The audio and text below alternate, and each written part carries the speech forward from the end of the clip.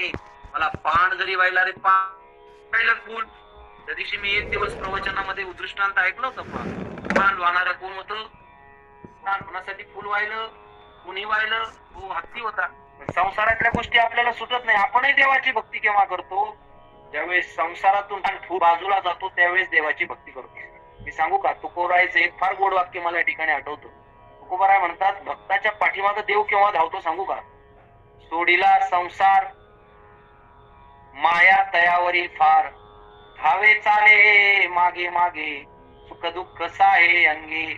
माझा भक्त ज्यावेळेस संसार सोडतो ना, तेव्हा देवा त्या भक्तासाठी देव धावून येतो. पण आपण संसार सोडत नाही, संसाराला असं भट्ट पिटकून राहतो. सोडतो आपण, सोडत नाही. ज्या भक्ती करणाऱ्या भक्ताचा विषय पूर्ण नारायण झालेला असतो, त्यावेळेस देव त्याच्या पाठीमागे धावतो. मी सांगत नाही, प्रमाण आहे. फार गोड एक वाक्य मला आठवतंय. विषय तो त्यांचा झाला नारायण, नावडे जनधन माता पिता.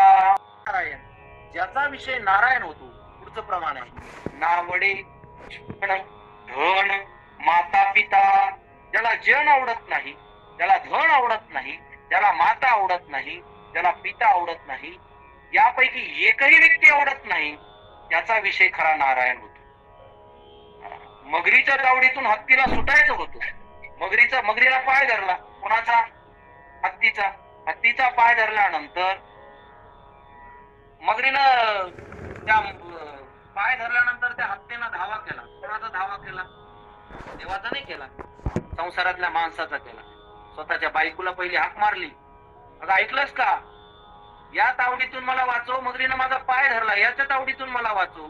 देवाचा दावा आधी केला नाही, संसारातल्या व्यक्तीचा दावा केला.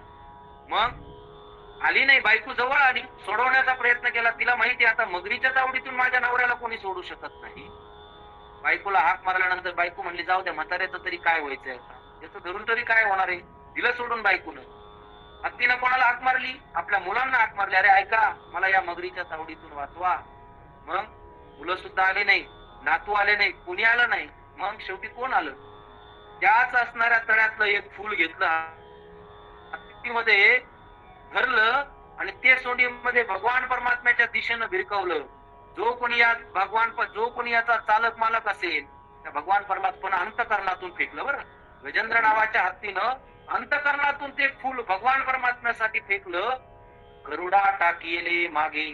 गरुडाचा सगळ्यात जास्त वेग असतो आणि गरुडाला सुद्धा मागं टाकलं. अशा भगवान परमात्मा त्या व्यक्तीपासून आपल्याला दुःख आहे, त्या व्यक्तीपासून आपण अंतकरणामध्ये दुःखी होतो. शास्त्र सांगतं, मी सांगत नाही, आपण अंतकरणामध्ये दुःखी आहेत, पण 6 लोक दुःखी आहेत जीवनातले. आणि सुखी जर कोण असेल तर फक्त त्या भगवान परमात्म्याचे दास आहे.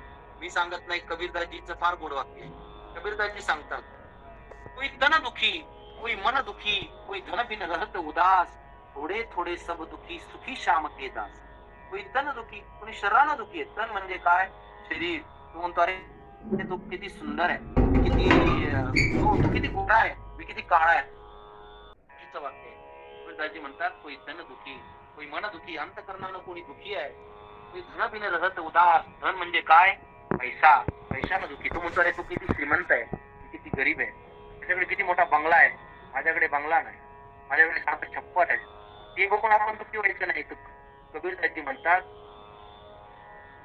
कोई तन दुखी, कोई मन दुखी, कोई धन बिन रहत उदास, थोडे थोडे सब दुखी, सुखी श्याम के दास. त्या व्यक्तीकडे बघून आपण दुःखी व्हायचं नाही, तर आपलं भजन आपण चालू ठेवायचंय.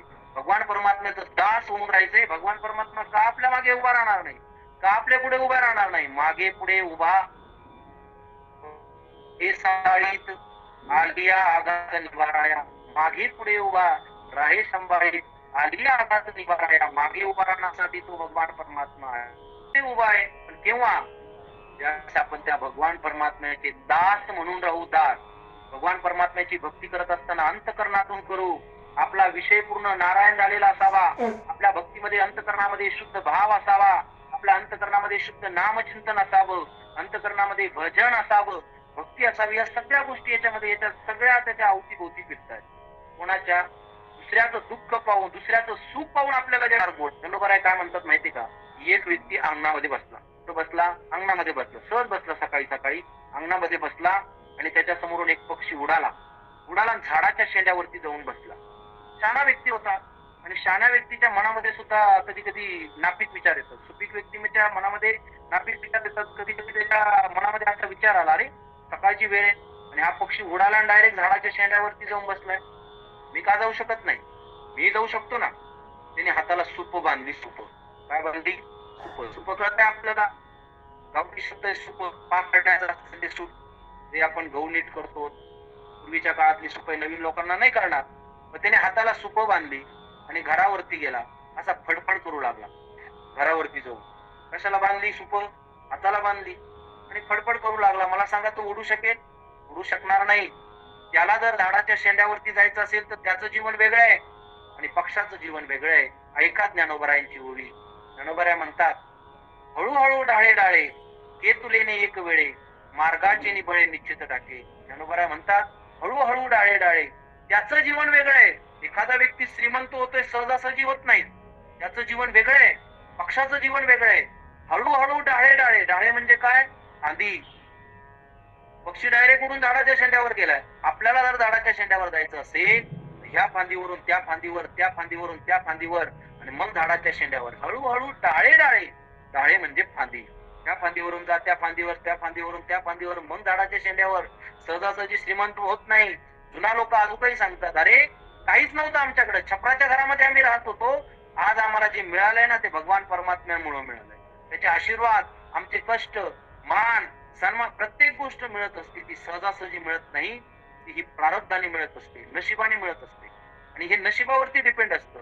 अन्न मान धन हे तो प्रारब्धा अधीन. अन्न मिळतं कशाने मिळतं? प्रारब्धाने मिळतं. मान मिळतो कशाने मिळतो? प्रारब्धाने मिळतो. नशिबाने मिळतं. प्रारब्ध म्हणजे एक प्रकारचं नशिबार्थ घ्या. मान मिळत असेल तर प्रारब्धाने मिळतं. धन मान मिळत असेल तर प्रारब्धाने मिळतं. या सगळ्या गोष्टी नशिबाने मिळतात. आपण म्हणतो, अरे मी हजारो रुपये खर्च केले, मी लाखो रुपये माझ्या मुलावरती खर्च केले, माझा मुलगा इंजिनियर होऊ शकला नाही. याचं कारण होतं त्याचं नशीबच नव्हतं. हजारो रुपये खर्च केले, लाखो रुपये खर्च केले, माझी मुलगी डॉक्टर होऊ शकली नाही, की तिचं प्रारब्ध नव्हतं. या सगळ्या गोष्टी प्रारब्धावरती डिपेंड आहे. दुःख दुसऱ्याचं बघून दुःख जर आपण घेत असेल तर आपण दुसऱ्याचं सुख बघून आपण जर दुःख घेत असेल तर याला आणखीन दुःखाला आपण कारणीभूत होतो. कारण जीवनामध्ये जर पाहिलं तर हे 6 लोक दुःखी आहेत.